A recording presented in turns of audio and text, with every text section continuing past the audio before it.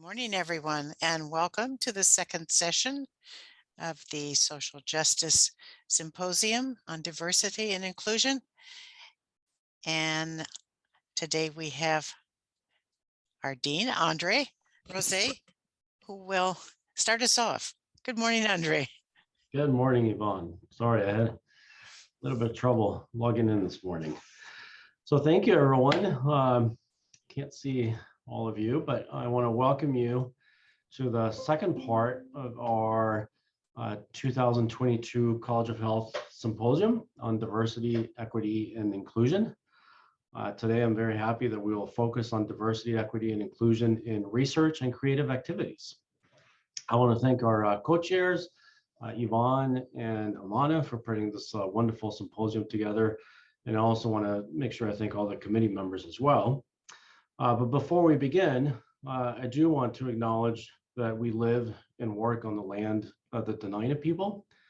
And this acknowledgement is particularly important today as we meet to discuss how to decolonize our research and creative activities here at UAA. You know, when I think about our research, most of us, if not all of us, we're trained to follow a very Eurocentric research process. That's a process where past research is expected to inform our current research, and in turn, our current research is expected to guide our future research. But I think the key question is, what happens when the prior research was based on oppressive or in some cases racist schools of thought? What happens is we end up with a vicious and a perverted cycle of research where we create and we affirm false worldviews. And these worldviews quickly become accepted as dominant and as factual. And in that process, we further entrench ourselves in this oppressive cycle of research. And it's not easy to escape from this vicious cycle, particularly for outside researchers. And that's, again, because we've been trained to create our worldviews based on the prior research.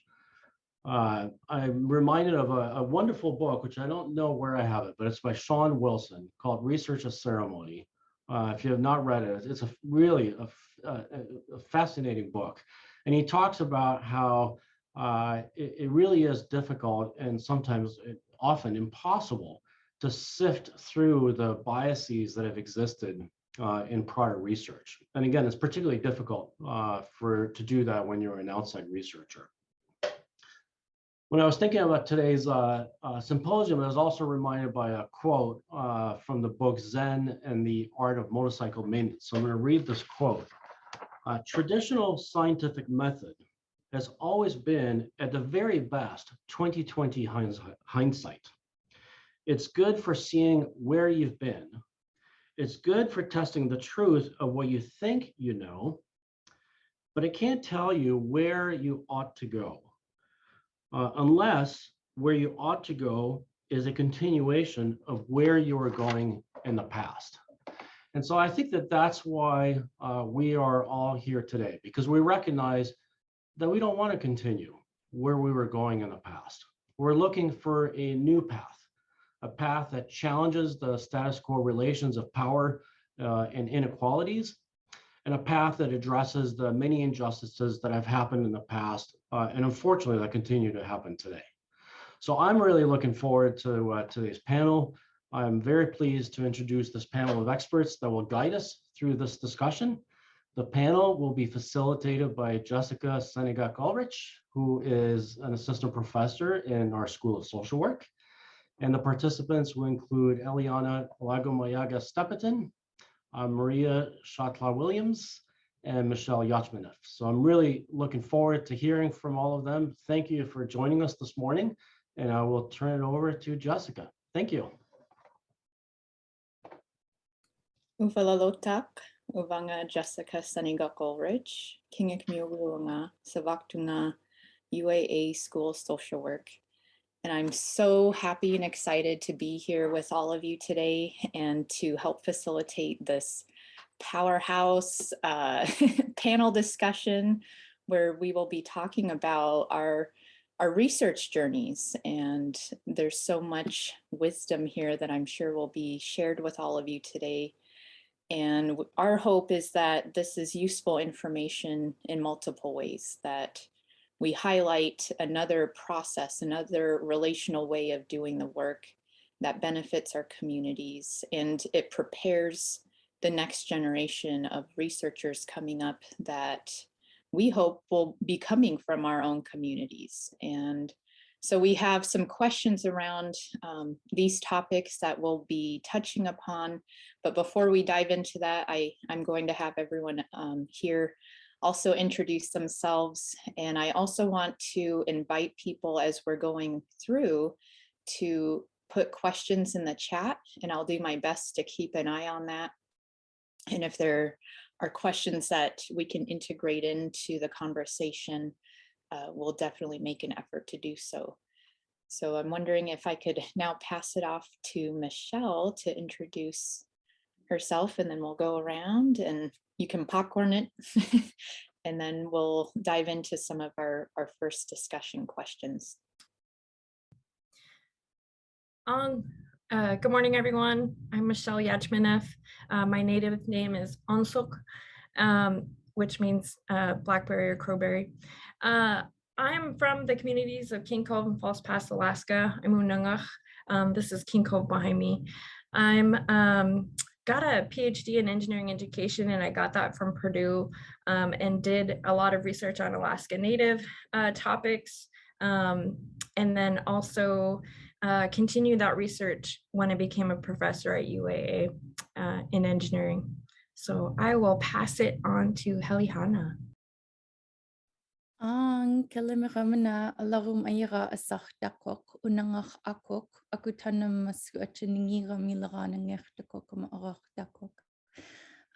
Ilulam tanadusi ilan anararizak kawalangam tanangin ilan anararizak. Good morning, everyone. It's so good to see you all. My name is Helihana Alarumayira Stepatin. I'm Unangach. I was born and raised in Akutan, or the village of Achiningira is our place name for it, in Unangam Tanangin, also known as the Aleutian Islands. And I currently live in Unalaska Village, or Ilulach, in Kawalungam Tanangin, in the Kawalungin region of the Aleutian Islands. And it's, I'm doing my research right now. I'm a PhD candidate in Native American Studies, getting that through the University of California, Davis, while I teach at UAA as an instructor of Alaska Native Studies. So I'm really stoked for this panel and to talk about all of our research practices. So I'm going to pass it over to Dr. Maria Williams. Bill Sheesh, Helihana, and Jessica, and Dean Rose, and Yvonne, everyone that's put this exciting panel together. I especially appreciated Dean Rose's comments about, this concept of decolonization and what does that mean. So you did such a brilliant job of defining it. It's music to my ears, and I'm a musician, so yay. My traditional introduction, Maria Shantla Williams Yuhat-Dusa. My Tlingit name is Shantla, and I'm Yeh Na Katsti. I'm of the Raven Moiety Deshitana Yahat. I'm of the Deshitan clan, Dekluwedi Yeti Ayahat. I'm a child of the killer whale, honoring my father's people. We're a clan-based society, so we always honor our who we are, which is a matrilineal society as well. I'm a full professor here at the University of Alaska Anchorage. Anchorage, or Takatnu, is my hometown, traditional homelands of the Dena'ina. And I have done a lot of research and publications all around this theme that Dean Rose beautifully addressed about how do you rewrite history, or how do you bring in another perspective that has not been part of the discussions in academic coursework or courses at the university. How do you create curriculum? How do you write books or articles? Or how do you create media, or perhaps even things like social media or videos that capture another worldview, primarily the worldview of our very diverse Alaska Native population. So Gunal Sheesh, I'll pass it on. Who is the next speaker? Who wants to Ah. go next? We'll see who wants to go next, but I'll pose this question so everyone kind of knows what we're asking here, and that is in terms of what does it mean to engage in Alaska Native research, and what has your journey looked like? So I'm wondering if anyone wants to volunteer to go first.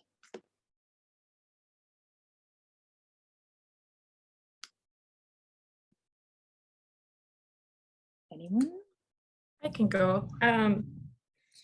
Well, I think what was challenging at first is knowing that I wanted to study Alaska Native topics. You know, I'm an engineer by practice, and I think the thought process was that I would follow and you know, and do like a real technical PhD and do you know, like my background was working in water and wastewater, so environmental engineering, and that I would go into that for my PhD.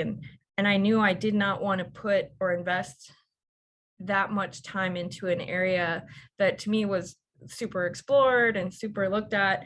I wanted to focus on, you know, an Alaska Native topic. And so the first part was trying to find a school that would allow me that ability to do that. And so, you know, I had looked at schools online. I had actually visited a couple of schools, and when I went to Purdue, what I found out is that I could do engineering education and do it basically on any topic. I know there was some schools that were doing engineering education and doing it focusing on teaching of engineering, and again, that was not an area that I wanted to focus on. And so Purdue is ending up where I decided to go, and you know, there was less than 100 Indigenous people at that school, none teaching, and you know, of 30,000 people, it's very isolating to go to a place that doesn't have, you know, that community that I'm used to, and that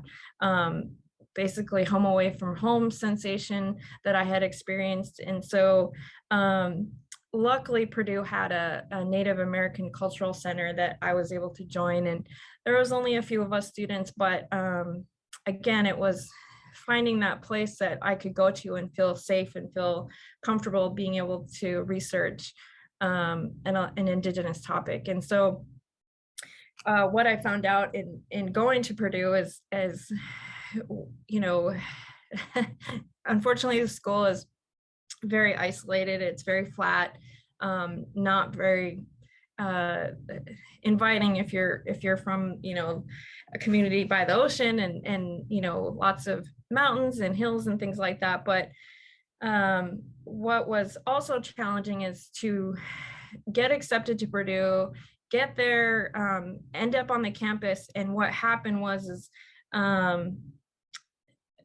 you know, it was told to me by many of the students and many of the people there that I was only there because I was Native and I got a fellowship to go there.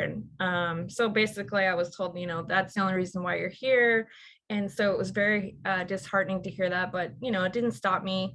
And that was just unfortunate, but hey, I got my PhD in 3 years. Most people take a lot longer, but, you know, it was motivating to leave that environment and that surrounding because of some of the treatment that I got. And then when I would talk about my research area to people, you again could tell it was just like, well, that doesn't meet my level of standards or something, because it was based on that topic. And it's just, again, you know, I got back to University of Alaska Anchorage and joining the faculty again. It was, you know, you did yours on engineering education, so your degree is nowhere near like the level of my degree, and so you're just focusing on Alaska Native students, and so again, your research doesn't meet my standards. And so you kind of hear that all along the way, but what's on the other side of that is when you do research something so close to your heart, how that opens up your heart and how that opens up you know, the possibilities. And so it's so amazing to have that effect doing that hard research and getting down to some of the things that you want to talk about. And so regardless of all the naysayers and the bad treatment, you know, I would never think I did the wrong thing. It was just amazing to focus on Alaska Natives and go down that pathway. And now I'm the only person that I know of that does Indigenous engineering education research in the world. So, you know, it's been remarkable and life-changing. So, Maria, did you want to answer the question? Well, thank you. Well, my research journey, of course, you know, looking at graduate school, which I went to long ago. I mean, I'm definitely at the back nine of my academic career. But I studied music primarily at the musicology at UCLA, which is, you know, I had a Native American professor, Charlotte Heth. I had a number of other Indigenous students. They were global Indigenous students, so they weren't necessarily Alaska Native or even Native American, but they were from Indigenous places throughout the world. So in some ways, I felt very, very much at home.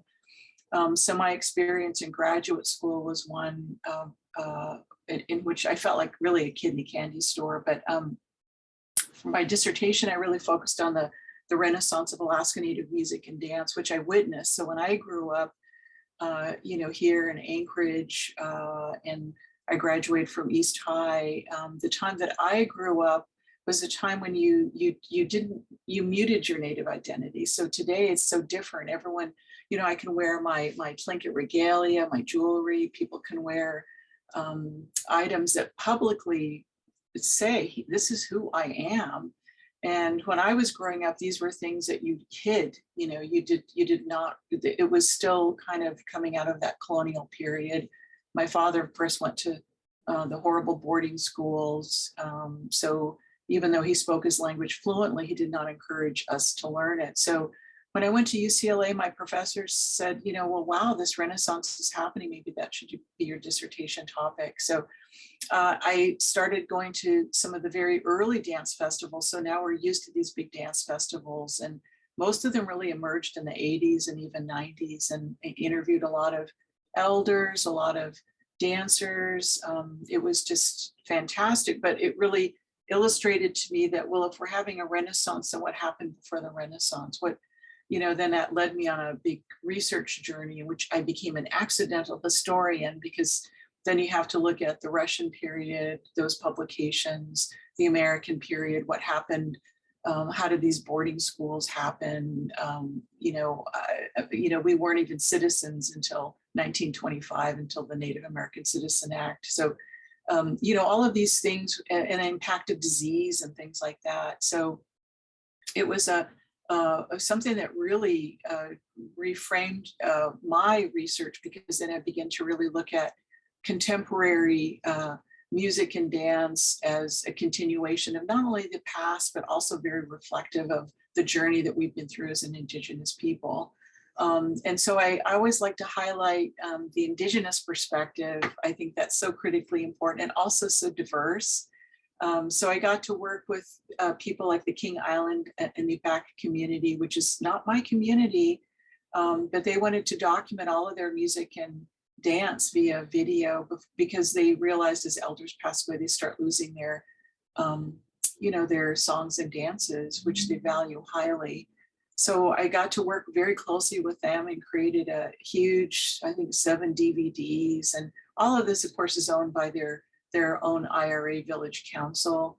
I got to work with Daisy Dementa, the Decaton Athabascan, very well-known artist, on how she gathered her material and created a documentary. So I feel in many ways as we have to create new material, because if we don't create the new material, we're still relying on these older colonial narratives. And so I'm so excited when I see other young scholars writing books, writing articles, creating new material that we're now using in the classroom. And it's exciting. We're now in the middle of a language renaissance, and maybe this is time to turn it over to Haley Hanna to talk about all the amazing work that she's doing. Good old Tish. To both of you. Yeah, Dr. Maria, something that you said and something that Dean Rose said at the beginning too reminded me of the importance of citation practices and how thinking about whose voice we're reproducing in our writing, in our research, in our work is powerful, and making those really intentional decisions to only cite you know, in my work, I only cite Alaska Native and Indigenous peoples. And someone told me, and I'm getting my PhD, and someone was like, how are you going to write a whole dissertation with only Alaska Native and Indigenous scholars? And I was like, oh, it's possible. And that's what I've been doing since my master's. I started that in my master's program because I got my undergrad here at UAA, and that's when I really started engaging in Alaska Native research. Back then, though, I didn't really know how to advocate that the types of Indigenous knowledges that I was engaging with were indeed valid ways of knowing that I could and should cite in my research studies, right? So it took me getting into a master's program and sort of feeling that liberty of being in a graduate program to be like, you know what, I'm going to make an intentional decision to only reproduce and cite and continue to include the voices of Indigenous peoples in my work, because that was really important to me after I had spent so much time myself as an accidental historian in these Russian archives, because as an Unangach person, Russians came to the Aleutian Islands, to Unangam Tunangan first. And so really the only representation of my people was from this on and about extractive approach, right? That discussed Alaska Natives and Unangach people through the lens of Russian Puramashleniki, or the fur traders, and these Russian Orthodox priests. So I was reading this stuff, I was in the archives, and it was isolating work. And it just didn't feel right to cite those things when I was talking about Unangach dance resurgence, because I'm an Unangach dancer, and that's all I ever wanted to write about was Unangach dance. This was especially because our dance fell asleep, particularly after the World War II internment and removal of Unangach people, which my family was impacted by. My grandma, my grandpa, my older aunties and uncles were removed to Southeast Alaska during World War II. And after that, people, dance fell asleep, because we don't dance when we're mourning, we don't dance when we're grieving. And they had already endured so many years, over a century of Russian colonization, and then moving into American colonization and English only, and the boarding school removals, and all of this stuff was just so weighing down on Unangach people and all Alaska Natives, really. So, geez, I kind of went on a tangent there. Anyway, what was important for me in my undergraduate research was to share, the voices of Unangach elders, the people involved in the dance resurgence, the people who spoke Unangam Tunu and could really share that Unangach worldview that lives in our language. These embodied knowledges, I was like, why is that? Why can't I cite that as valid sources? So I shift fields, right? I went into cultural studies for my master's, and then for my PhD, I went into Native American studies, and I'm getting a designated, or I have a designated emphasis in studies in performance and practice, which really allow me to articulate these knowledges as valid and to cite them. Like, I had a dream the other night, and I'm not like trying to make fun of this, but for real, I'll cite my dreams in my poetry, and I'll cite all these other poets and literaries and dance as ways of knowing in my work. And through doing that, I'm hoping that I can help other Alaska Native people who might be feeling that same weight of the archives to just take the agency themselves to determine, actually, no, this is epistemic justice work. This work is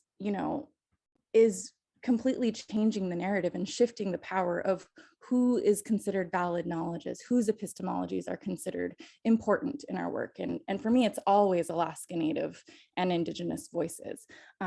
So I'm following these methods by some Indigenous scholars like Sonia Adelaide, and it's this with, by, and for approach, right? because for so long, anytime we go into the archives, we read about Unangak peoples, we read about Indigenous peoples through this perspective that isn't our own, this research that was done on to our peoples. You know, I've read all of the like anthropological texts where they measured my grandpa's heads, you know, and I'm just like, that is a racist eugenics way of doing research. And I can't read that anymore. I just can't. For me, it's really important that we take the agency for ourselves to determine what are valid sources and what is going to support our arguments and our research. And that's the people who are living and the people's memories and these other archives that we've always had as people with oral histories, right? Just because we have oral histories doesn't mean we don't have an archive. It's just not text-based. So it's not associated with these different power structures that are representative of other groups of people in the world in the archives. So anyway, that's what I'm thinking about with my research. Oh, thank you so much. And thank you all for what you just shared. That was amazing. I feel so much good energy from that. Thank you, Quiana. And part of what I was sort of hearing was how Alaska Native research, it is about this power shift and that epistemic justice and the reclamation, the revitalization, the renaissance, the history. It's about power shifts and that we're really in a process of not, like I heard, creating new material, but it's also at the same time we're bringing back the wisdom and knowledge of our ancestors that kept our communities and our people healthy and well, and as well as the earth, and like all of that. That's part of my background, is studying connectedness and those relationships and us coming back into a more holistic worldview instead of all of us being in silos and like we're all separate and disconnected from each other. That's not serving us well. And just to share a little bit too with what you said, Michelle, I also experienced the challenge of going through academia and getting my PhD and feeling like I had to learn Indigenous methods on the side. It wasn't a central learning process for me. I felt like I was getting a Western PhD education as well as an Indigenous one on the side. Like I made it so both were happening, and that I did feel like it did create extra work and it took more time and energy. And that's part of where I think sometimes some people, like I almost wanted to give up at one point.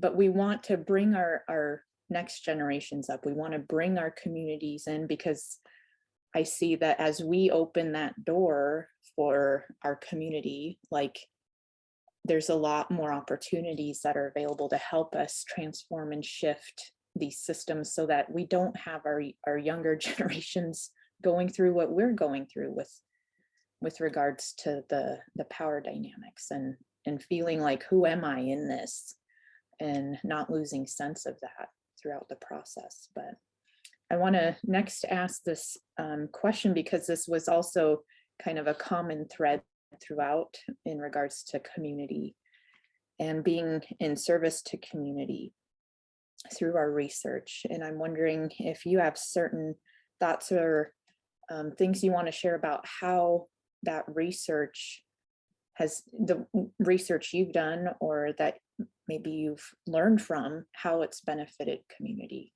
this Indigenous Alaska Native focused research.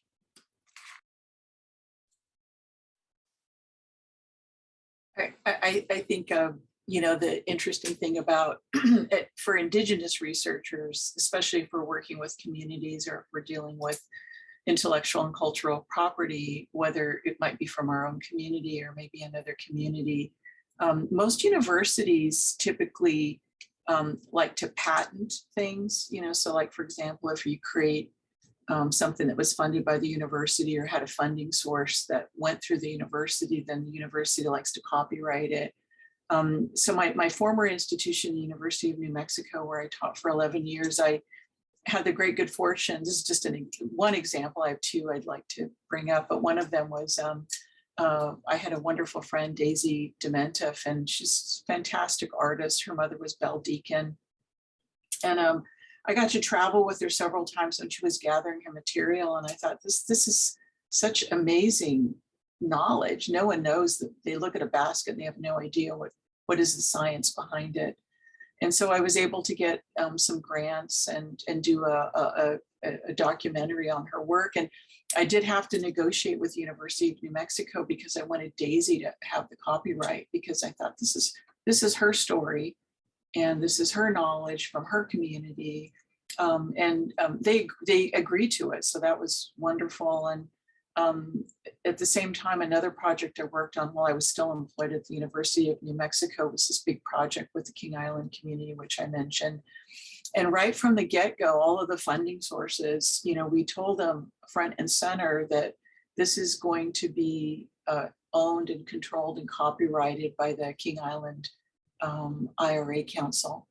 And we didn't, we got funding from a number of sources, and none of them is, negated that. So we didn't really have any battle. So I think those of us that are doing research within a Western construct like the university, which is all about owning and patenting and copyrighting, we have to be super sensitive to who's going to own this knowledge. Is this Maria Williams's knowledge? No, my God, that to me would be horrendous. How could I say that I own Daisy's knowledge, or I own King Island's intellectual and cultural property? So I believe as researchers, we need to be very focused on that. Also, who's leading the research? Is it really me? I always felt that I was kind of like the producer. I'm like in the background, making sure that we've got good videographers or good audio or a good camera. And I'm really letting the community or the community members lead and tell their story the way they want to tell their story. So oftentimes that's very antithetical to the Western university model, but that is very reflective of Indigenous research. Good old cheese.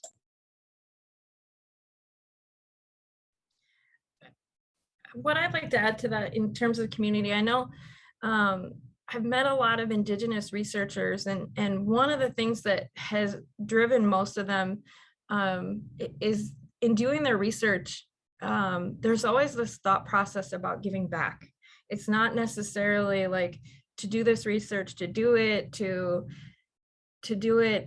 solely for yourself. It was always about, these are all the people that have helped me get to where I'm at. And so I want to dedicate my research to helping the people that helped me get to where I'm at. And so for me, it was always,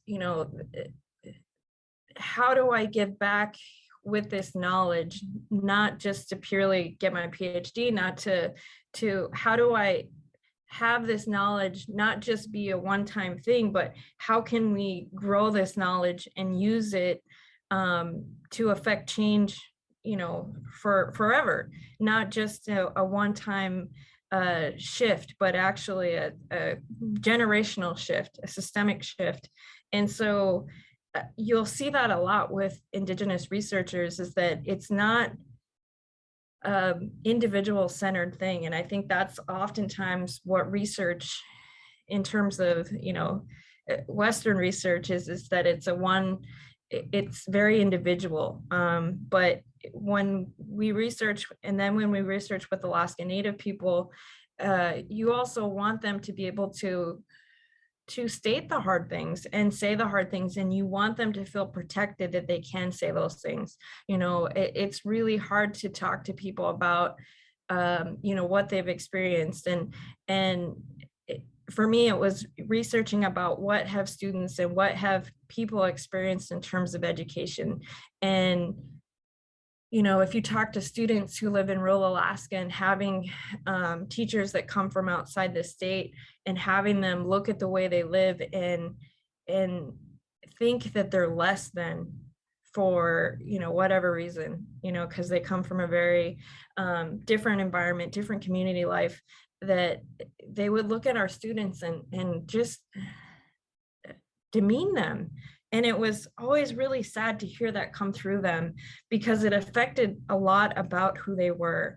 And you just, it affects you as a person too, but you want that, them to be protected to be able to say what they can, but at the same time, you want that to also come out in your research so that it affects people the way it should, and so that it never happens again to, Alaska Native student living in a community. And so that for me is what a lot of our research is about, is community. It's not necessarily ourselves, but how do we have that create the change that's necessary so that we don't keep experiencing these things and don't keep being held down, when we're doing this research.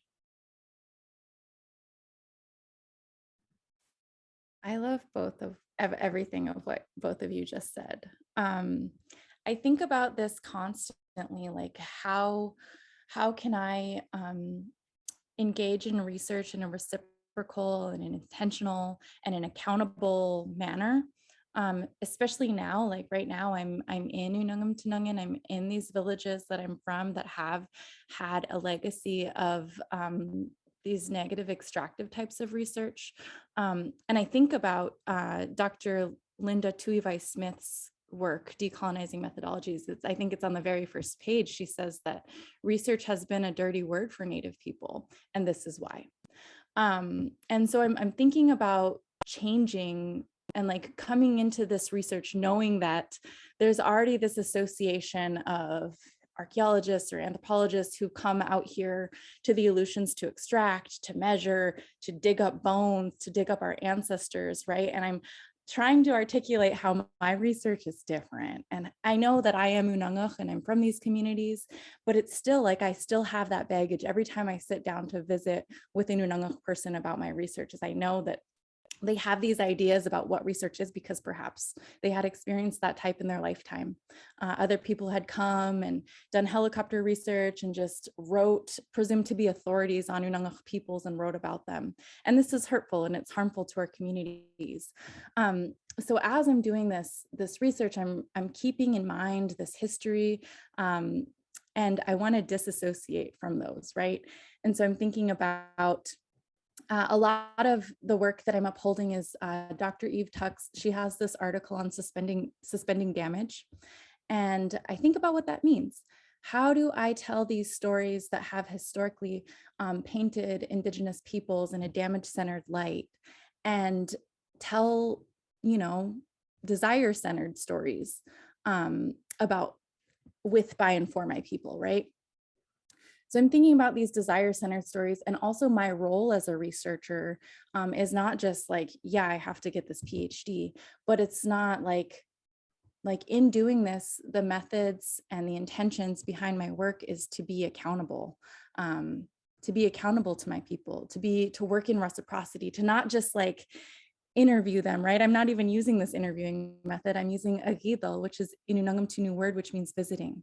So I'm visiting with my community. And from those like semi-structured, mostly unstructured visits, they're co-theorists with me.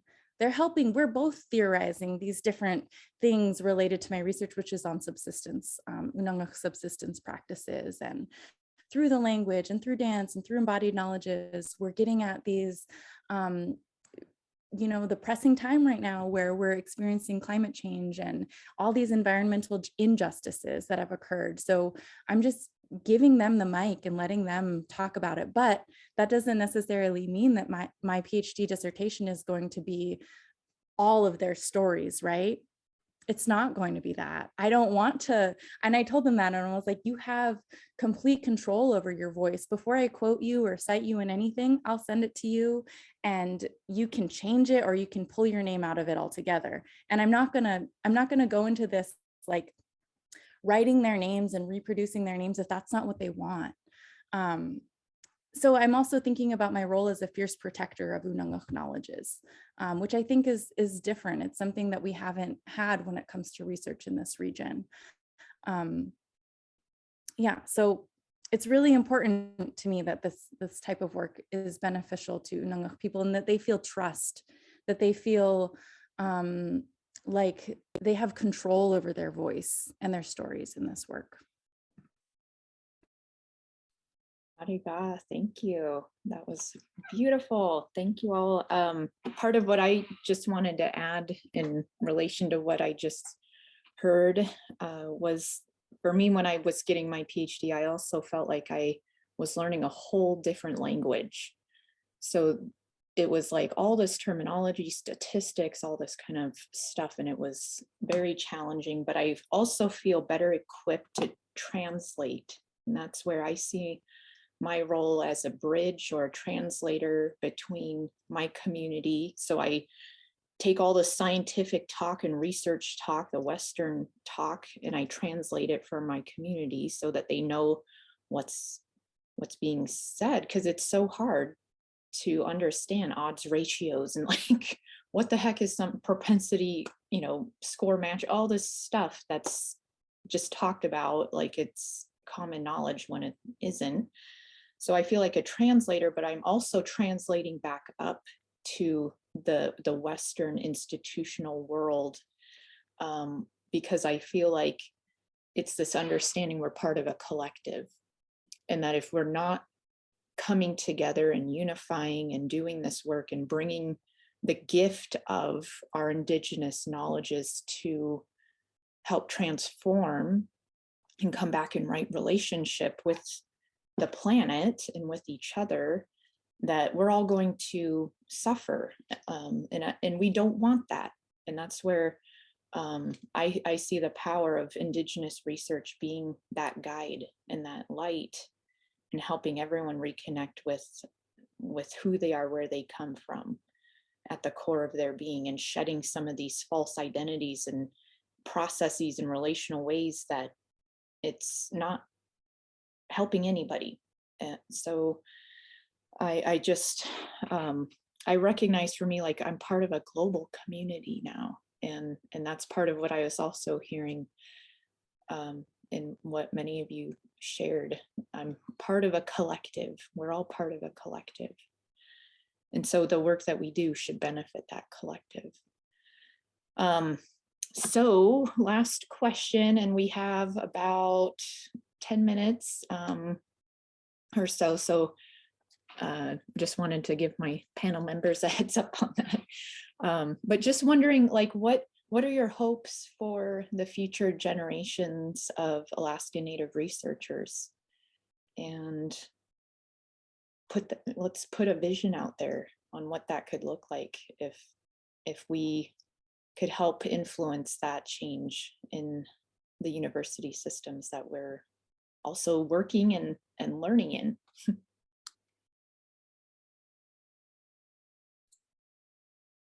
I guess my hope is that, the university structure, which is a Western construct, and I feel that, the issues of decolonizing methodologies and having these amazing researchers that are, Graham and Linda Smith, Sean Wilson, all of them have actually come to Alaska. They've been guest speakers and oftentimes keynote speakers for our Alaska Native Studies conference when we posted those through the Alaska Native Studies Council. So I think that the university is that, it's a big giant ship, and it's very hard for them to make changes. Those changes are happening. But I think that's always the biggest struggle, is like, making this big paradigm shift is not going to happen overnight, and it's gradual. So I'm so grateful for all of the scholars that have come before us, the Oscar Kawaglis and that have, been out there, knocking on that door and making those changes. So my hope is that we just continue on this path.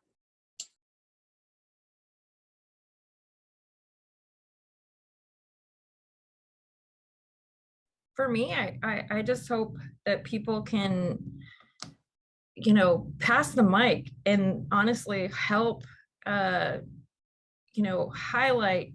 the Indigenous researchers that are there, and oftentimes that means moving over, and allowing them to lead the way, and don't ever consider, the work just because, we're changing how research is looking, that it's less than, that, it's just as powerful and as strong as any other methodology that's out there, whether it's Western or Indigenous. And so,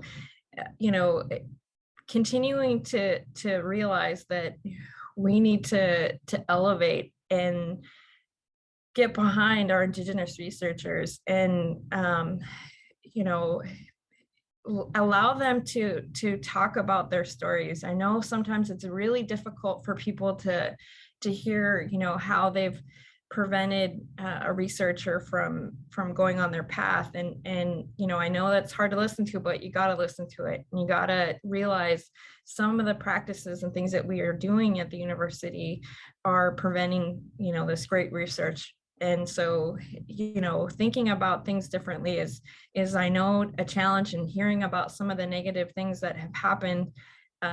Please listen to it, because that's the only way we're gonna change, is by realizing that some of our practices are preventative, and hopefully by hearing that from enough people, you realize what are the practices, and that hopefully you can you know, pass the mic and elevate all of our researchers.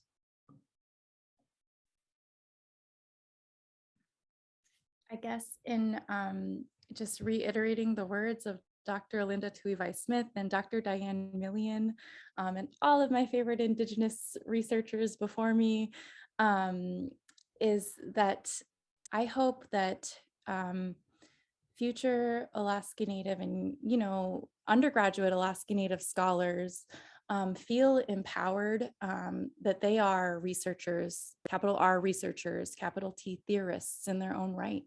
They have the knowledge. It's just been for so long, these outside ways of knowing have dominated the narrative that our ways of knowing are less than or insufficient because we are people with oral histories and embodied knowledges. So I hope that all of the students who come to my classes know the power that they have, and know that they,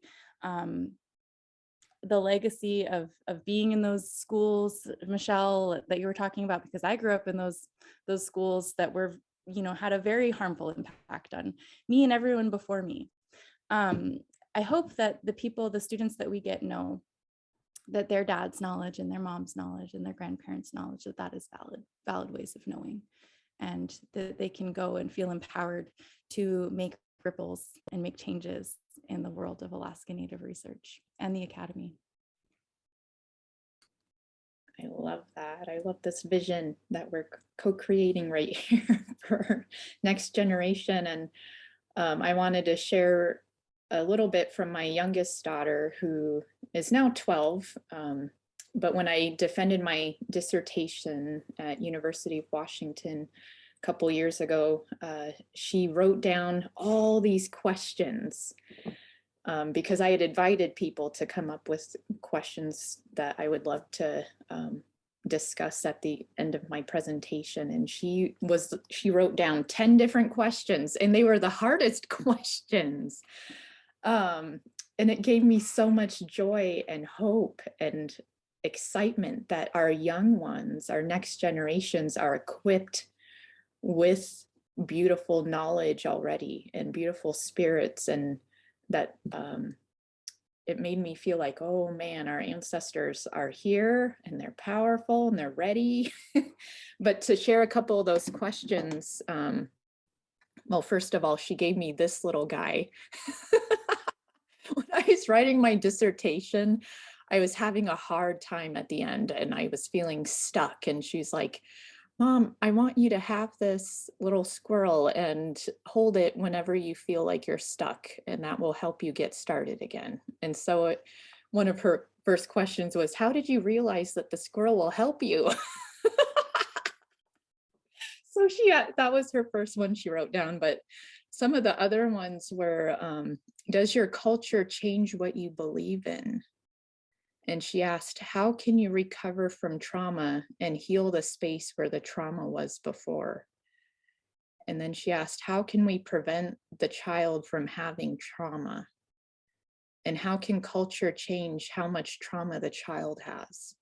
So I was like, oh man, she is asking some awesome questions. And that's what I also feel like we're instructed to do, to ask the right questions, to come to our community as a community member first, and to say, I am here, I am in service, how can I help? And that's where, when we collaborate and we come together relationally, and we explore those important questions together, and we come up with that knowledge that already exists, but we piece it together in a way that shifts that narrative, that helps us to do that healing, that brings us back into right relationship, that provides guidance. Our people, our communities, our ancestors were already researchers.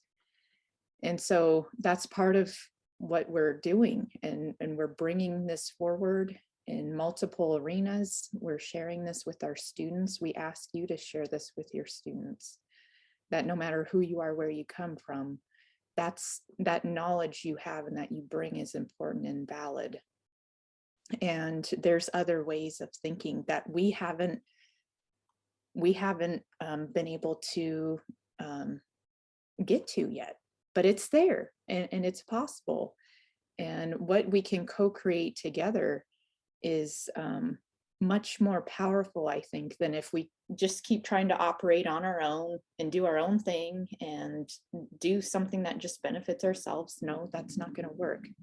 So let's do this work collaboratively and effectively, and know that the next generations, we're definitely providing that legacy. Haliana, what you said about how you're only citing this knowledge, and we're producing and we're co-creating that so that the next have more steps, and it won't be as hard as what we went through. I feel like that's part of that that responsibility piece, to keep giving back and to prepare and give all we can for the next generation and for each other. All right, so with that, I see we have a little bit of time, and I do want to look at the chat here and see if there are additional questions. Looks like we have one. Thank you. I'm sorry if I'm not saying your name right, but Ralisa, you said the four of you are wonderful, providing much insight. Thank you for that, and power to you all. I'm wondering if you have any advice that could be shared to our native nursing researchers. So I don't know, any broad. Well, first of all, I always recommend to, anyone, we're in these very Western based fields, but, how do you incorporate or at least be sensitive to other perspectives or Indigenous perspectives? So, as we move forward, I think as long as that's kind of kept in the, you don't have the tunnel vision of this is the only way, this is the only path, that as long as you have a larger perspective and one that incorporates new thoughts or new ideas or Indigenous ones, I think that's just critically important. So that's my answer in a nutshell.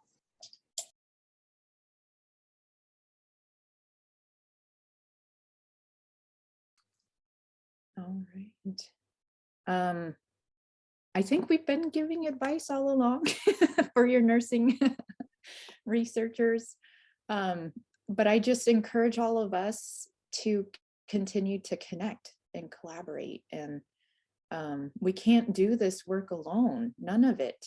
And so that's where I told my supervisory committee, I was like, I respect all of you and thank you for your guidance, but my community is who is giving me my PhD, because without them, I wouldn't have people to talk to. I wouldn't have knowledge to sort of co-create and to share. So my community is giving me this right now. So it's not either or, it's an and both situation and dynamic, but like us coming forward and being assertive and, shifting our view and working together in a relational way, that to me is key. It's central.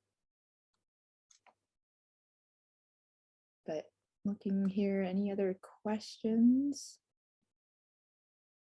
Or any other closing thoughts that my panel members would like to? There was a question earlier on in the chat that somebody had asked about our perspectives on non-Indigenous people doing research and thinking is it inherently flawed. So that was from Kenneth. So I answered it in the chat, but I thought it was a really good, great question. Thank you. I missed that. I tried to keep on top of it, but Koyana, Maria. did you want to speak to that, Maria? Sounded like you responded to it. Yeah, it was a great question, because I think now that we're, first of all, not everyone, but a lot of people now are just sensitive to how can we conduct research, or how can we decolonize our methodologies? And if we're doing research on people that are not our community, how do we go about that? So I just mentioned, the basic, who's going to own this knowledge? Where did the knowledge come from? How are you honoring it? Who's going to have access to it? So there's some things in there. So, and I think I see Mary Dallas's hand is up too. Thank you. Thank you so much, and thank you to all of our panel members. I've really learned so much from you this morning, and I've been taking lots of notes. But I did just have an idea that got me a little bit excited that maybe we could start planning for, which is to use our College of Health interdisciplinary COHI prefix to create a decolonizing research methods graduate course that nursing students, public health students, social work students could take in place of their research methods class. And having an interdisciplinary course would be really such a rich experience. And so I think we could make that happen, and I think it would be really cool. And Mary Dallas, I just wanted to mention that Alaska Native Studies and Anthropology, we actually have created a cross-listed class on decolonizing methodologies. It's at the 400 level, and we're happy to share the syllabi or the material that's been taught by a couple of different faculty, but there's different approaches to that. But it would be an awesome class for all disciplines, or creating one specific to your discipline as well. Yeah, that would be great, because I was looking in the catalog and rural development and Alaska Native Studies to see if there were a graduate course that maybe we could allow MSW students to take, which is one approach. But, maybe if we took the approach that you had, Maria, and instead of cross-listing it, just have the College of Health interdisciplinary prefix, which would be a really nice approach to it too. I don't know, I think there are a few ways that we could approach it, but your offer of your course would be really awesome.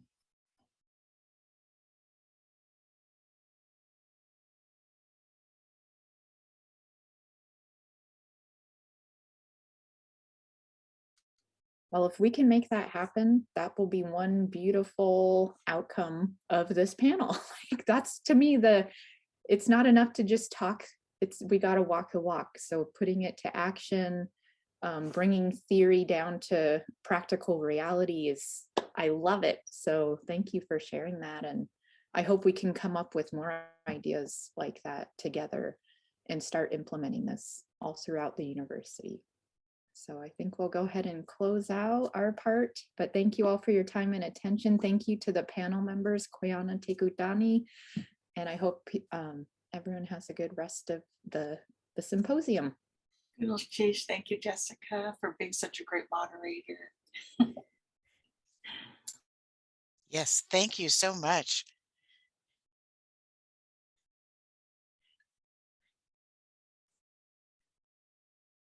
Amana, I think we will move on to you. All right. Well, thank you all so much. It's been wonderful. We've learned so much, and I appreciate your time and the knowledge and the contribution to making our college and university even better and much more inclusive. I'd like now to present the next speaker. And one of the things that we have kind of looked at is how do we capture all the different DEI related work that is being done on campus. And the next speaker, Dr. Gabe Garcia, is going to help us to sort of get a sense of the different works related to DEI that are being done on campus. And so Dr. Garcia is a Philippine-born, Alaska-grown professor of public health at the University of Alaska, and he's also the coordinator of UAA's Master of Public Health program. Dr. Garcia was the recipient of the Alaska Public Health Association Short-Term Service Award in 2002 and the Barbara Berger Excellence in Public Health Award in 2012. At UAA, Dr. Garcia has been awarded the Chancellor's Award for Excellence in Community Service, Chancellor's Award for Excellence in Diversity, and the Center for Community Engagement and Learning Community Builder Award.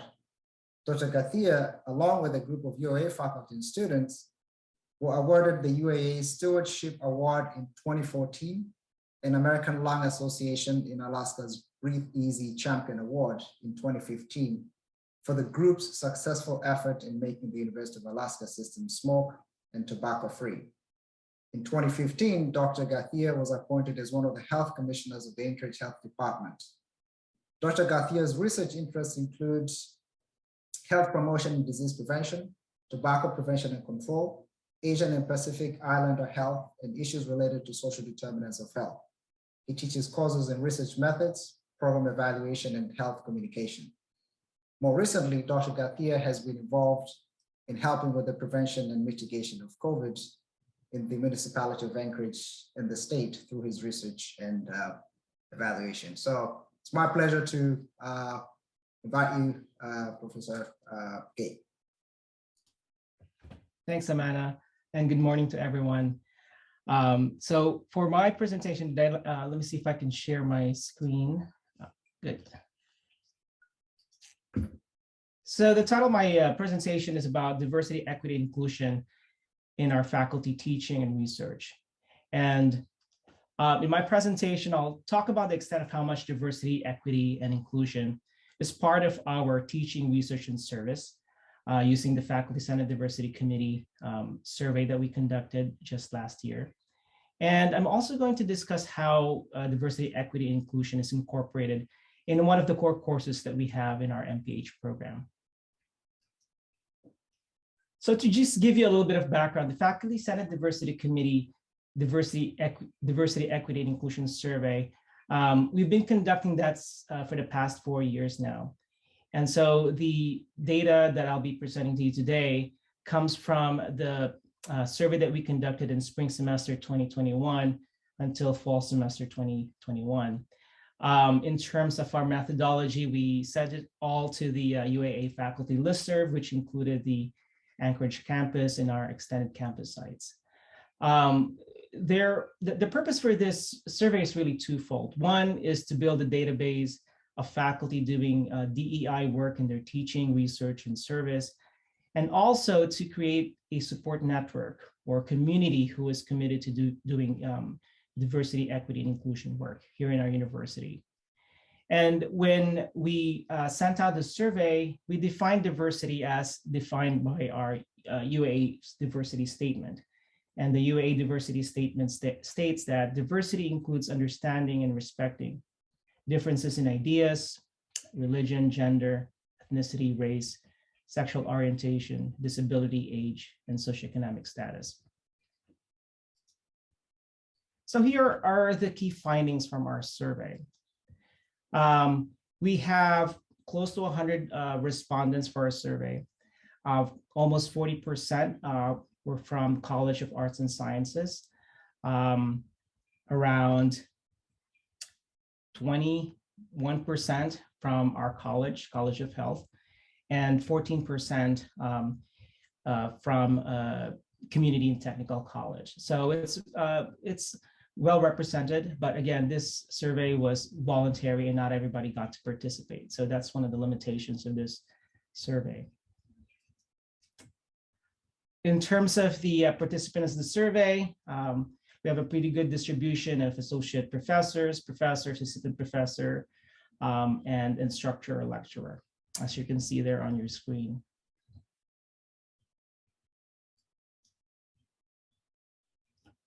So in the survey, we asked our faculty whether they incorporate diversity, equity, and inclusion in their teaching. And 64% said that they do. And within our College of Health, I just wanted to highlight 3 of our professors who do DEI work in their teaching.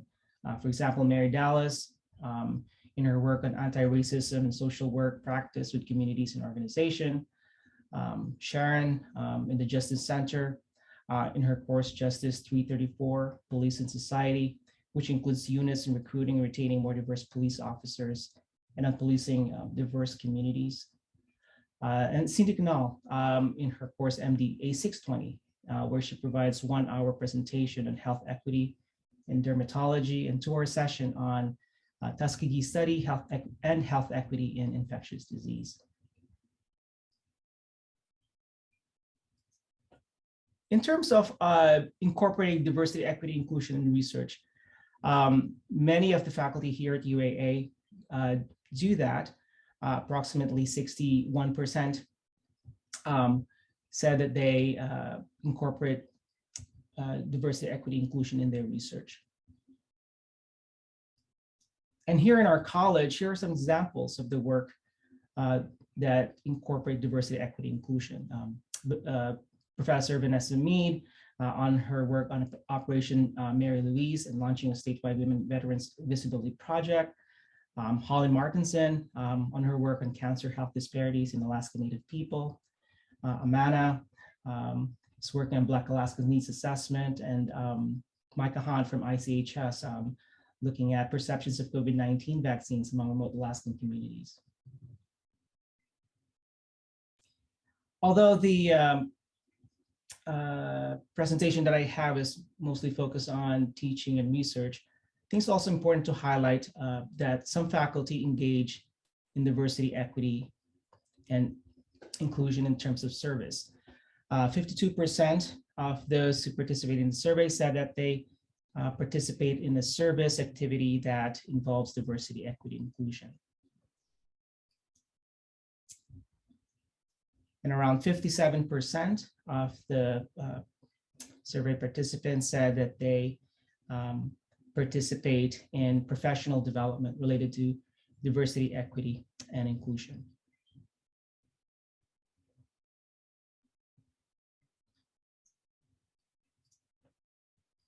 So just to summarize the Faculty Senate Diversity Committee DEI survey, 2 key things that we learned. One, most faculty survey participants incorporate diversity, equity, inclusion in all aspects of their workload, and that a significant proportion of the faculty who incorporated diversity, equity, inclusion in their workload are from College of Health. And it is our hope in the Faculty Senate Diversity Committee that more faculty would participate in this survey so we can take a much better understanding in terms of the extent of how diversity, equity, and inclusion is part of the research that we're doing, part of the teaching that we're doing, the service that we are doing. I also wanted to just point out that just over 50% of those that participate in the survey said that they do diversity, equity, inclusion, professional development. This should be 100%, even though we engage in teaching, engage in research related to diversity, equity, inclusion. All of us need professional development and a much better understanding of diversity, equity, inclusion. So now I'll transition to talking about how we implement diversity, equity, inclusion in our teaching in our MPH program. And as Amanda mentioned, I am the MPH program coordinator. And so the question is, why do we incorporate diversity, equity, inclusion in our MPH program? Well, first of all, diversity, equity, and inclusion is part of our university mission and aspiration.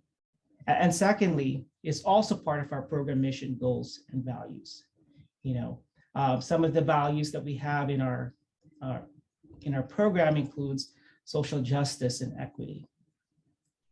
In addition to those, our accreditation now requires diversity, equity, and inclusion to be part of our curriculum, to be part of the research and service that we do.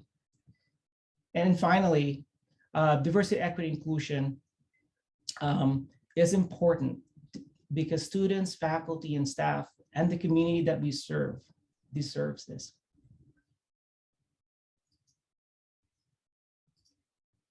So just to give you a little bit of an example of how we incorporate diversity, equity, inclusion in one of our classes. This is the class that I teach, SHA 605, Public Health and Society. The first bullet point there shows you the various foundational public health competencies related to diversity, equity, inclusion that our accreditation requires. And you can read that on your own. So it's about learning about learning and doing work on structural bias, social inequities, and racism, being aware of cultural values and practices, knowing about the importance of cultural competence in public health. And we also have a track-specific competency related to applying social justice, equity, and cultural humility in addressing public health problems in multicultural communities.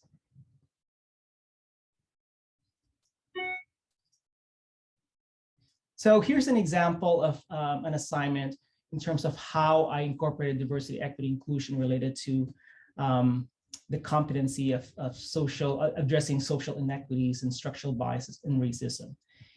You can read on your own the description of this assignment, but basically this is an assignment where I asked the students to just go around their community, take a photo of what they see, and discuss how that photo relates to structural bias, social inequities, and racism.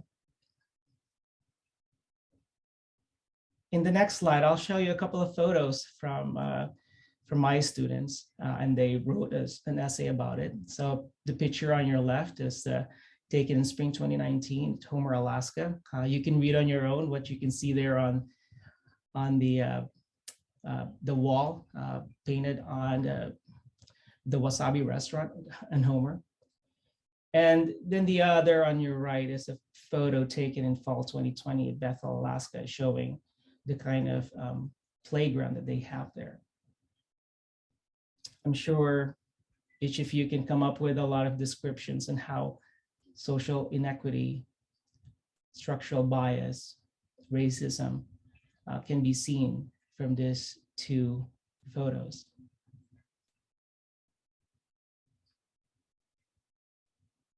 So just to conclude, I wanted to ask the question to each and every one of you. So why do we do this work? What are the effects of incorporating diversity, equity, and inclusion in our teaching among our students? Hopefully we have some students here to respond to that question. And the second question is, what are some of your stories and experiences regarding this issue? For me, I hope that by incorporating diversity, equity, inclusion in our courses, will allow our students to open their consciousness related to structural bias, racism in our community, and that they will be able to use that knowledge in improving the communities that they serve in the future. So I'll stop right there. I know that we have a great panel of speakers after my presentation to talk about the work that you're doing, but I think I can entertain some questions. I think we have another minute or so. What do you think, Amana? Yeah, thank you, Gabe. If there's anyone with a question on Gabe's presentation. All right, well, not seeing one question, but thank you so much. And I would actually suggest that we take a break because we have been going for all this time without a break. So maybe we can take a 2-minute break and then come back for the panel. All right, so let's get back after 2 minutes. Thank you so much, Gabe.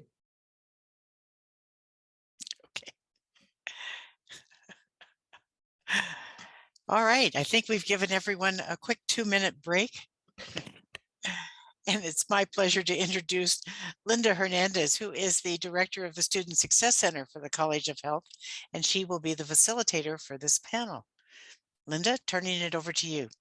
Thank you so much, Yvonne. I appreciate it. So we're going to spend the next 45 minutes or so discussing and having a chat with some of our researchers here that are doing some great work.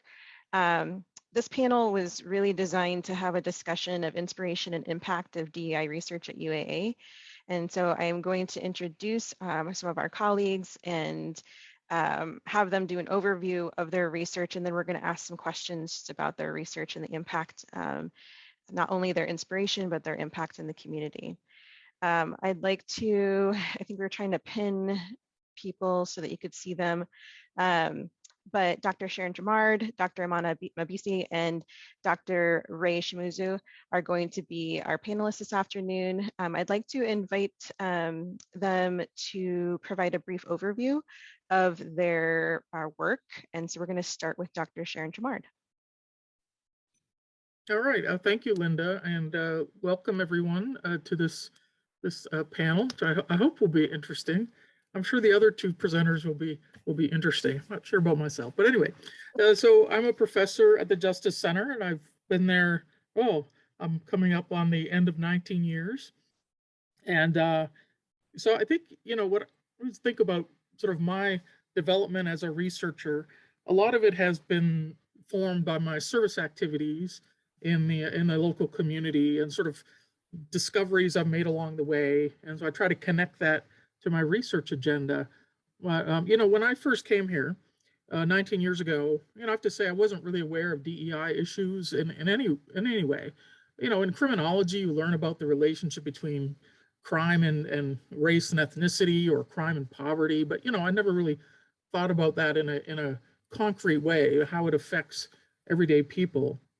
But I started getting involved in community activities, and sort of one of my first discoveries, I was being trained to be a community emergency response team member. This is a federal program where they say, well, in the case of a disaster, there won't be enough first responders, so let's have community people who can kind of respond to things. And all of the training material presumed a kind of a middle-class lifestyle. They depicted people after a disaster emerging from their private homes, going to their garages where they had stashed all this material, and turning to stashes of food and water and so on that they had in their own private homes. And I looked around my Fairview neighborhood and I said, well, most people here don't have garages.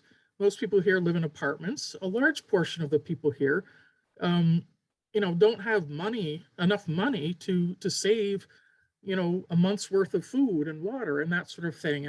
And so I said, well, do we really know how disasters will impact low-income people? Do we really plan for that? And I really found that what the government was doing was inadequate. So this was kind of one of my first discoveries.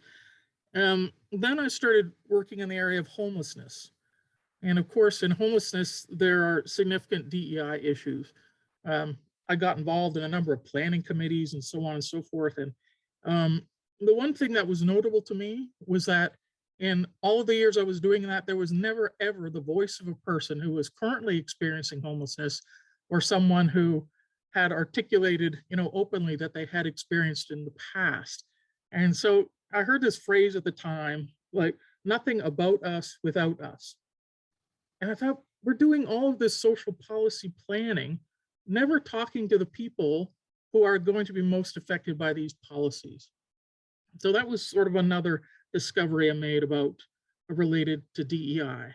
And then of late, I've become really focused on climate change and how this will significantly impact, well, everyone, but most significantly and most immediately, people who are, already somewhat disadvantaged. And so I started putting all of these kinds of things together: climate change, homelessness, community resilience, and my main area of scholarly preparation, if you will, what I learned in graduate school was crime prevention, specifically community-based crime prevention. And so I have to say at this point, my research has mostly been armchair research, mostly thinking, reading a lot of materials, but how can we kind of put all these things together so that in a response to community or to climate change, I mean, certainly a large approach to this is developing community resiliency, but what does that mean in the context of crime and crime prevention? So how can we design kind of interventions to mitigate the effects of climate change, but at the same time also minimize opportunities for crime? So, and it may be things like, how do we design communities? How do we design buildings? How do we design community level interventions? And so, sorry, I could talk about this a long time, but I'll pass it on to the next speaker. Thank you. Thank you, Sharon. Amana? Yeah, thank you. Thank you, Sharon. I think when I think about my research, I would say it centers around two major themes of migration, and particularly the processes of integration and inclusion of immigrants and refugees. And that has evolved from the first, really, I would say it crystallized when I was living in Denmark. And as an immigrant in Denmark, I had been working with children who were seeking asylum. And this was back in 2015, seeking asylum from the time the war that was happening in Syria and some Middle East and Afghanistan. And it really kind of put me in a place where I had to think about, what my research is going to be about. And I really focused on children, but I thought, myself, I was the subject as well, being in Denmark. And so this is what I've been doing here in the state of Alaska, and particularly in Anchorage. And as we know, Alaska is a highly diverse community state with households that speak more than one language being the norm, right? So, and most of this diversity is migration driven. And so, as you know, we resettle refugees and there's immigrants that come here.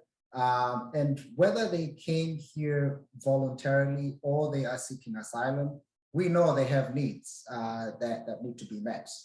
They have healthcare needs, they have employment needs, they need housing, but they also need to build community as well as sense of belonging. So I have sort of focused on addressing those, understanding those experiences of immigrants in terms of how they're able to integrate and feel included.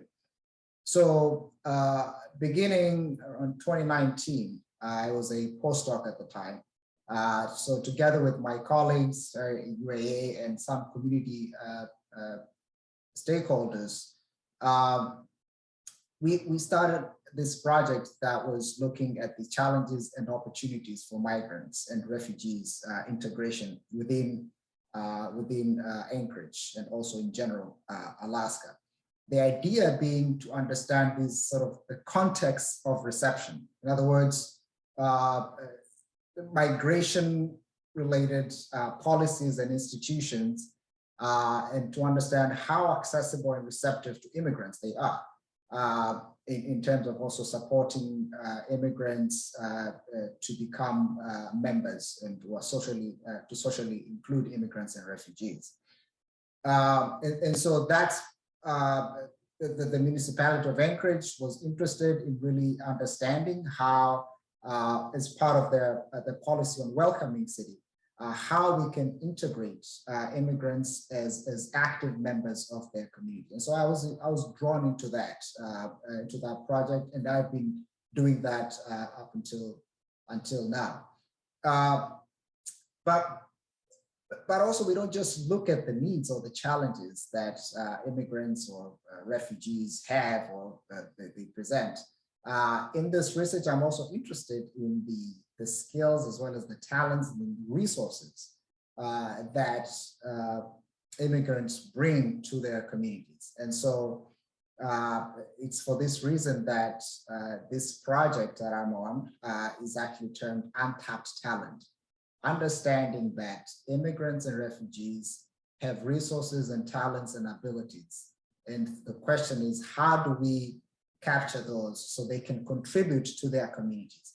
And I think that's sort of a shift from seeing immigrants and refugees as people that need support, that need help. They are refugees, they need things, they need material support.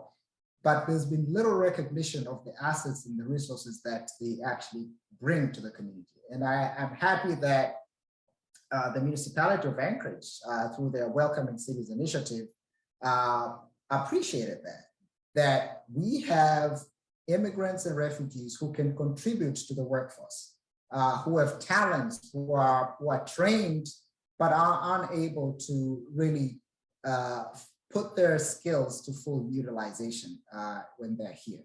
And so that question then becomes, how do we remove those barriers? And what are those barriers? Some have great credentials, but they're not recognized in the state. How do we help them remove those barriers for recognizing the credentials that they have so they can fully participate in the economy of the state and the city? How do we bridge language training programs that can help to fast track and train immigrants so they have the right, they're able to communicate and so on and so forth. So, but also, how do we remove barriers to accessing healthcare and housing and all the other factors that are critical for really kind of unleashing that talent that the immigrants bring. So that's been the area that I've been working in, particularly related to immigration and integration. But I'm also looking at another project that's looking at the assessment of health needs and status of Black people in Alaska. And I think what COVID did is to show underlying disparities as relating to healthcare, so health disparities. And so this research that I'm working with the Alaska Black Caucus is really trying to understand how can we, what are some of the healthcare needs for Black identified people in the state, and how can we remove those challenges? And so despite a large and a growing share of Black people in the state, they still experience high levels of racism and health disparities. And I think this project is trying to address that, making sure that Black people are not excluded from public health data reporting, for instance. This is what we're also finding out. For instance, if you look at the health data for the state of Alaska and the municipality of Anchorage, you realize that there are gaps in how health data is reported by race. For example, as of July 21, approximately 24% of all Alaska state COVID cases were labeled as unknown race, or they were under investigation, or multiple races. So I think this research is trying to specifically identify those health-related, getting accurate health reporting and in relation to race. So I'm interested in that, in closing those healthcare data reporting in relation to race, and ultimately addressing racism-based health disparities. So that's sort of in a nutshell what I would say I would characterize my research interest in. Great, thank you so much. Ray, would you like to provide an overview of your work? Sure. Thank you so much for having me. It's such an honor to be able to share and to be on this wonderful panel. For me, what I really study is the kind of psychosocial factors and determinants of health, such as poverty, mental health, and interpersonal relationship dynamics, and how that really affects food-related decision-making and dietary outcomes, particularly among young adults. And that's really inspired by my clinical work. When I was a clinician in both the United States and Japan, I used to work with those who were impacted by domestic violence and intimate partner violence. And I kept hearing kind of instances of relational tension that surrounds food preferences, the meal table, etc. And then when I was a clinician for young adults with serious mental illness, I kept hearing narratives about how food is so important in managing mental health and wellness. And I also know that studying the food system, healthy foods tend to be more expensive. So there's always that inequitable accessibility issues. And I just kept thinking about that and kept wondering, well, why aren't there social workers at the forefront of this field? You know, food is one of those areas that's studied by nutritionists, public health, you know, nursing, even anthropologists, but social workers, we're not at the forefront when we deal with psychosocial factors in community-based settings all the time. So why not integrate these notions of kind of nutrition education, but also kind of a more narrative that focuses on the systematic impacts and not just focusing on the individual responsibility of eating healthy, because do we really have a choice? I was like thinking about the intersectionalities of these psychosocial factors and started really asking myself, like, do individuals actually have a choice in deciding what to eat? Maybe not in certain situations. And so that really got me thinking and really considering the fact that food is a major pillar in health prevention and promotion. So I was just, that's kind of like my passion area and thinking about the disparities there.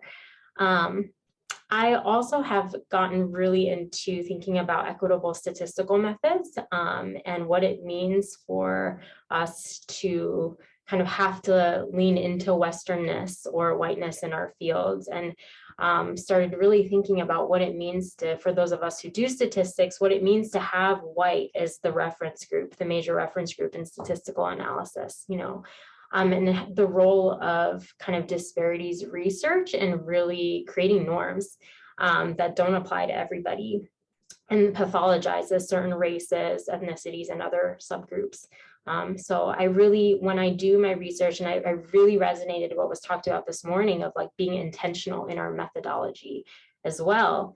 And so when I think about nutrition education too, and nutrition interventions, my goal is to really highlight resilience and to work with protective factors that are already there and to highlight strengths that are already inherent within communities and to bring those up instead of highlighting some of the deficiencies that I think often happens in disparities research.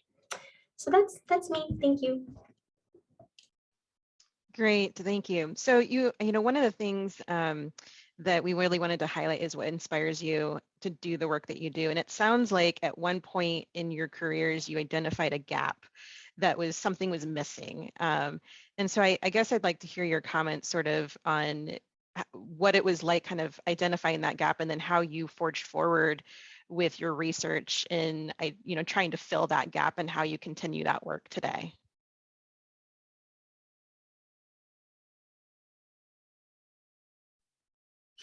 Okay, well, you know, I can talk about this in terms of a gap that I'm sort of recently identified, and it was, you know, as I said before, I've become more and more interested in climate change, mostly because it's just, to me, it's the big issue that we really need to focus on for the survival of the planet and humanity and all of that. And so, you know, I went through a period of like, oh, this is horrible. And I got kind of down about it. I said, well, you know, I have skills, maybe I can apply those skills to this problem in some small way. So I started looking at what is in the literature, the relationship between climate change and crime. And I found, you know, a fair amount of stuff that's been written about climate change and how it's causing large scale migrations and leading to violence in some communities. And so we could talk about immigration coming from Central America, for example, that's partly driven by climate change and drought and people being driven off the land because it's no longer productive, how climate change has contributed to the social uprisings in the Middle East. Is this the Syrian civil war, for example, and how this is leading to sort of crime on a sort of global scale, if you will. But I couldn't really find very much in the literature at all, really, about how climate change will affect local communities. And I was thinking about Anchorage. How will Anchorage be affected when large numbers of people, you know, who live in rural areas of Alaska, it may no longer be feasible to live there. Permafrost melt, the loss of perhaps subsistence lifestyles to the extent that they still exist, and people coming in large numbers to Anchorage, to Fairbanks, to other larger population centers. How will those people coming in be housed? Because we already have an affordable housing shortage that's quite severe. How will their community networks be retained when they come to this new larger community? So these are kinds of things I've been thinking about in the context of community resilience. And so, yeah, that's sort of the gap, how I'm trying to fill it. Right now, it's just mainly through reviewing the literature. The next thing that I've started working on is identifying what are the sort of best practices in terms of responses on a community level to climate change. And these are often termed under the umbrella of community resilience. And what do we know, or what might we expect about these interventions with respect to crime? Is there any discussion at all about crime prevention? So far, there doesn't seem to be at all. And I think that's a significant gap, because I think you can, how you build the environment, how you create opportunities for social interaction, these things have a lot to do with how much crime you have in a particular area. And so I think it would be possible, as I said in my introduction, to sort of kill two birds with one stone by doing things that mitigate climate change, but also with some thoughtfulness and design, having the outcomes of these interventions also have some impact on crime.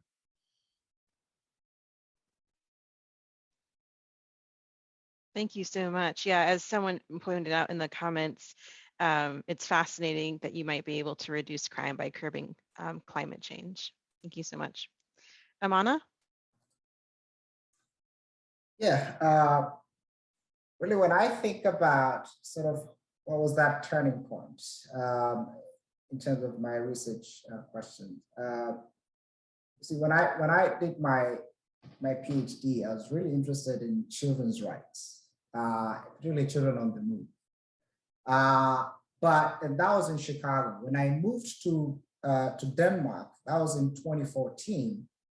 I would say, as I described in my introduction, put me in a different position. I had come from Tanzania to study in Chicago, but my experience as an immigrant in Chicago was very different from what I experienced in Denmark.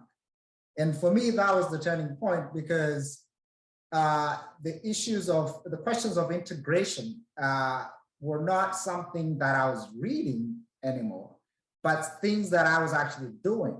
I had to complete an integration exam to be allowed to live in Denmark.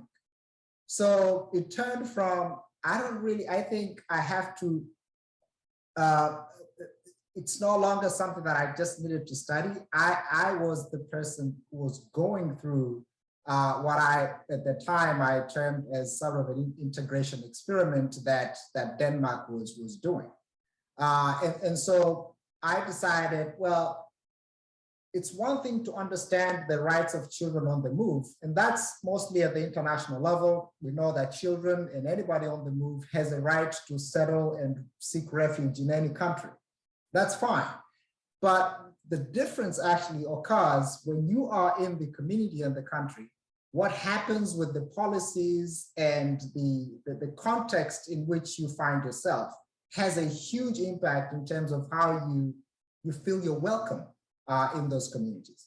So I think, and then I through my reading, I came across this idea of a context of migration, which really describes those sort of factors within the receiving community that impact how integrated and included immigrants feel.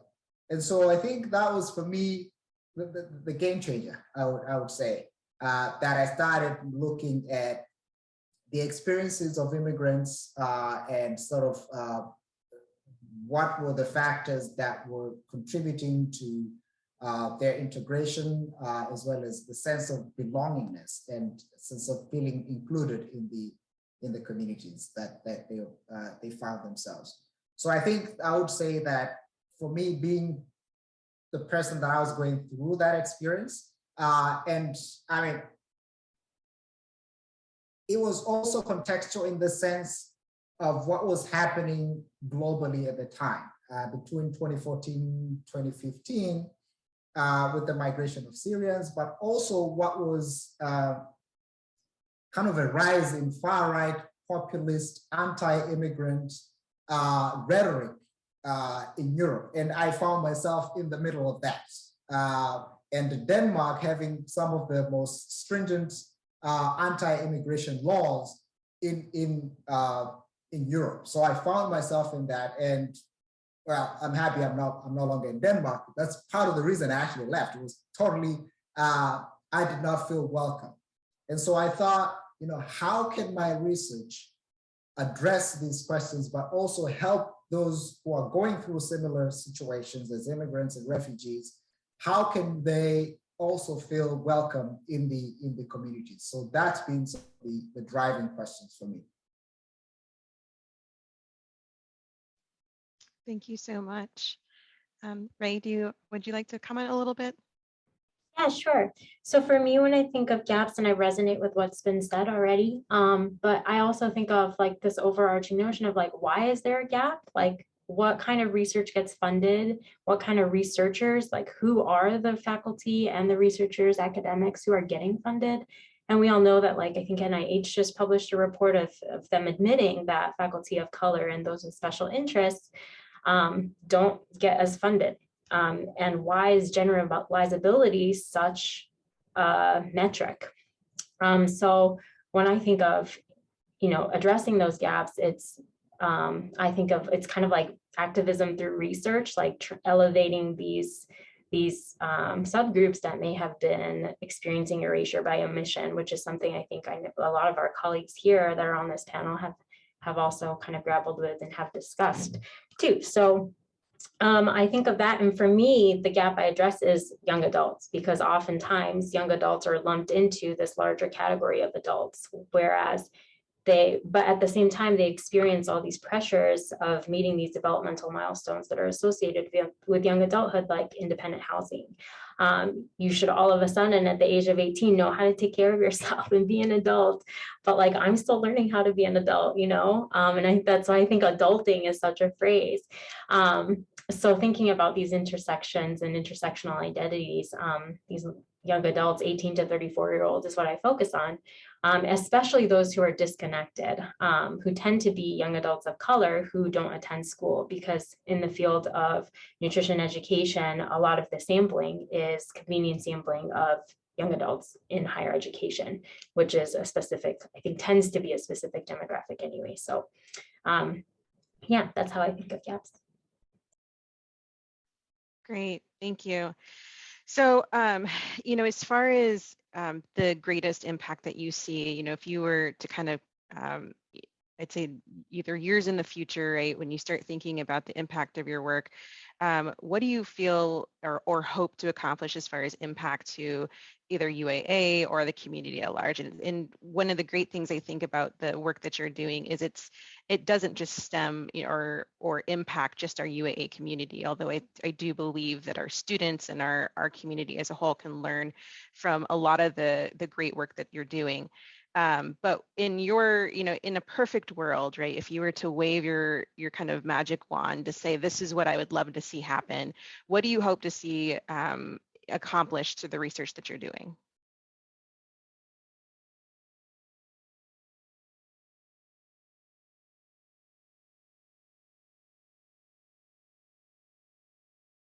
Not that that wasn't a big question for me to ask you in the perfect world of things. I guess I can start. You know, I guess I have a vision that is a combination apocalyptic but positive. Okay, so I think what we're seeing now is the start of the breakdown of globalization.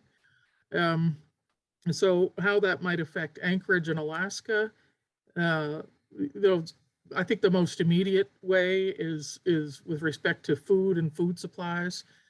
And so, there are many other colleagues in this college and elsewhere in the university who are focusing on, food insecurity, and how can the community respond to that. So that's also a big part of responding to climate change, because it's globalization. There's also what happens when Alaska or when the world moves away from a fossil fuel based economy. Will it be devastating to Alaska? I mean, unless there's diversification of the economy, I think the answer to that is yes, it will be. We see at the university what happens when the price of oil goes down, right? Programs close, people lose their jobs, and that's just one small part of the state. So we need to be, the resilience that I'm talking about is focused on all these areas. Like everything it's all interconnected. How immigrants and refugees are welcomed. I mean, this applies to people coming from rural parts of the state we don't often think of those people as like immigrants because they're Alaskans, but they may be coming from very different cultural surroundings, and they're being put into this place and like, okay, now you can survive. I mean, I had the experience of going on an urban-rural exchange for educators and spent a little bit of time in rural Alaska. And I thought to myself, wow, I'm very functional in urban areas, but if I had to function out here, I would be I just could not. And that really helped me develop appreciation for people who come from rural parts of the state to Anchorage. Because I'd say, what's wrong with those people? Why do they do these things that made no sense to me, having grown up in an urban environment? But that was like a light bulb moment.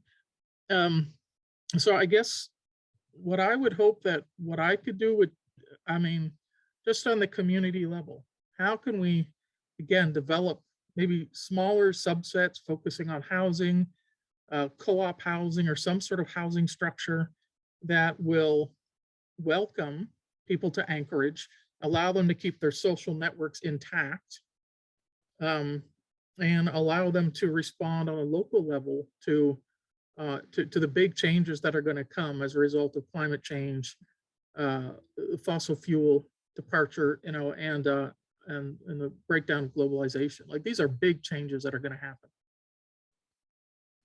Yeah. Sorry, that wasn't overly optimistic, but yeah, yeah. I would say that the ideal probably won't be achieved, maybe not in my lifetime, but I think that maybe when I came here 2018, 2019, the reason we were involved in the Untapped Talent Project was because the municipality of Anchorage had the Welcoming Anchorage initiative. So that could be a starting place, perhaps going back to that, acknowledging that Anchorage is diverse, and that that diversity is also migration driven, and that all of us belong to this community. I think at a policy level, it might be a starting place to acknowledge and maybe go back to that program. That program was doing, in a way, I mean, it was allowing the space for the conversation to occur on the issues of diversity within the city of Anchorage. So I think that would be a good starting place to open up Welcoming Anchorage again, and celebrate Welcoming Week, which we used to have. That's but things have changed. since then. So I think that'll be a good start. And I think Gabe shared a photo from his class, and on that, one of the photos is actually saying, "Go back to Africa," right? If we can at least begin to have less of those images, I think for me it'll be a lot of success. But also,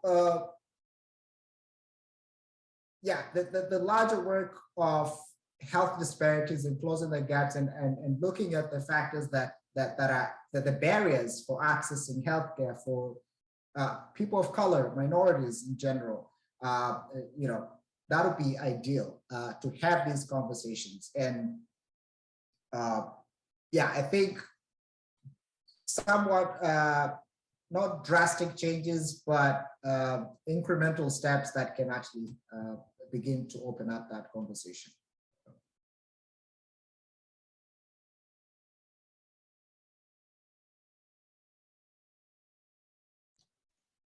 Okay, so I'll add to this conversation. I agree with everything that's been said. And I think for me, if I could wave a magic wand, I would love more research funding, just kidding. I think what I would really want to answer is how individuals define health.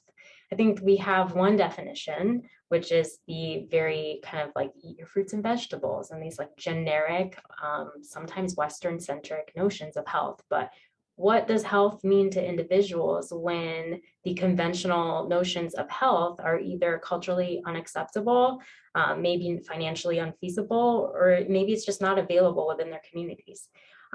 But people try their best to do what's healthy. And I think it's really important to understand what those notions are and start there instead of pushing on notions of health that is defined by society. I will say I'm a new faculty in Anchorage and in Alaska. So, but part of the reason that I chose to come here is because of the food system and how it's set up. And I think when we say Western diets, that's changing now because it really is not a Western diet, it's a capitalist diet that is focused on increasing profits for companies and for stakeholders. And so what does it mean to be removed a little bit from the food system? What are the cons and benefits of that? And really honing in on the benefits and saying, how can we really create a food system that is specific and unique to Alaska that can help the health outcomes of Alaskans in the long run. So. Great, thank you. We have about 5 minutes left and I have 2 more questions for you, one of which is in the chat. But I guess kind of going, so I have to ask you to think about this big picture idea, and then there's a discussion earlier just about sort of what we can do at UAA. So from your perspective, what can we do at UAA to better support research in the kind of the DEI sort of arena? And I know that maybe you want to start with this is more funding, right? So if maybe that's one of the things that we're talking about, but what do you think is a tangible way for us to move forward as a college and as a university in this area?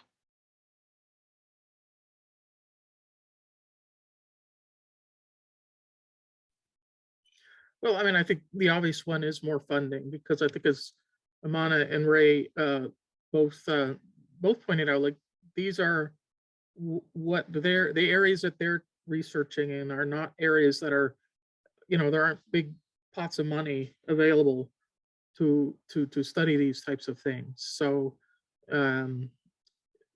yeah, more money, release time. I mean, these are the usual types of answers. I can't really add anything beyond that, really, but I hope the other two will have some thoughts. Yeah, in relation to that, I would maybe start with a DEI Center for Health Disparities in the College of Health.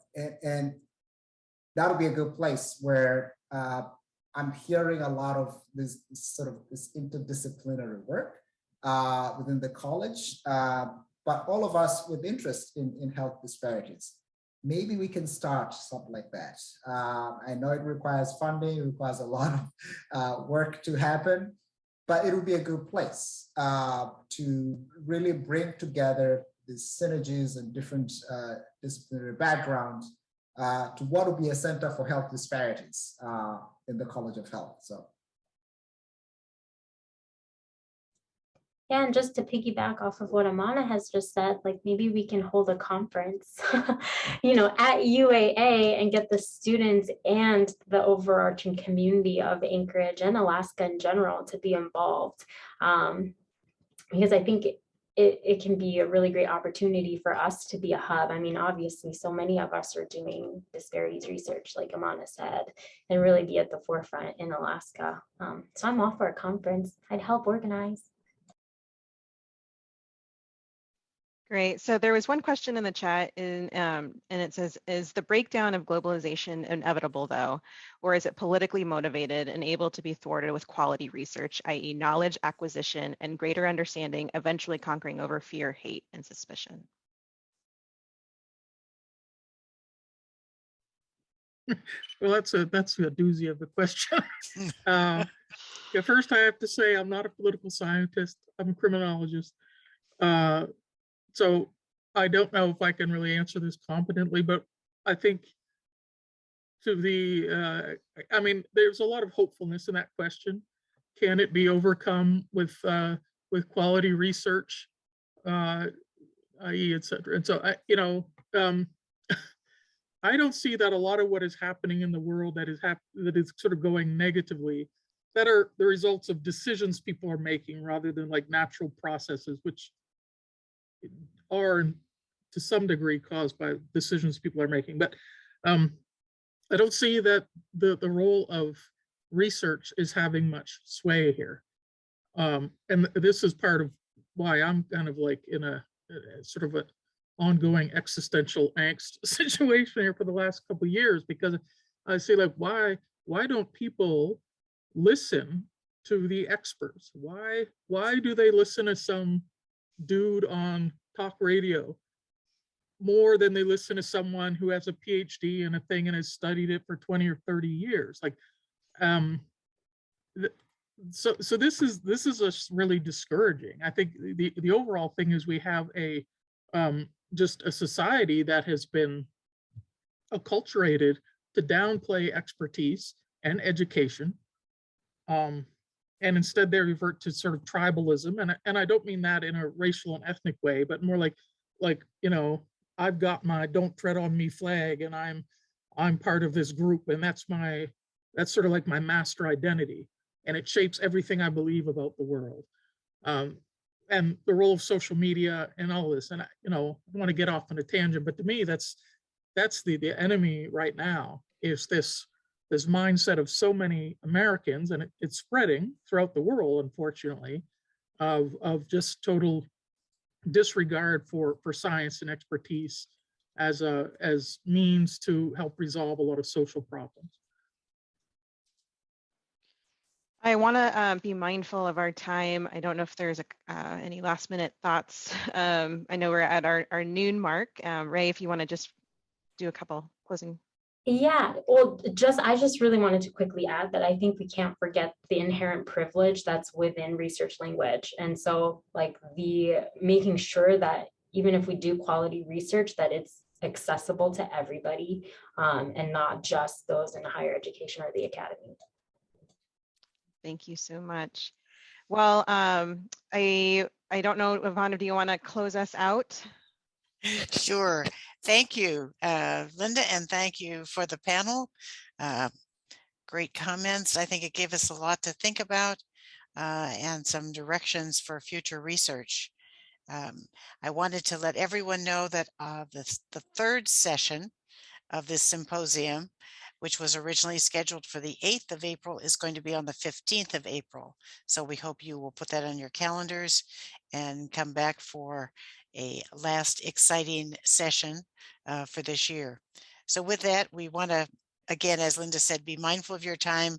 Thank you all for attending, and we hope to see you on April 15th.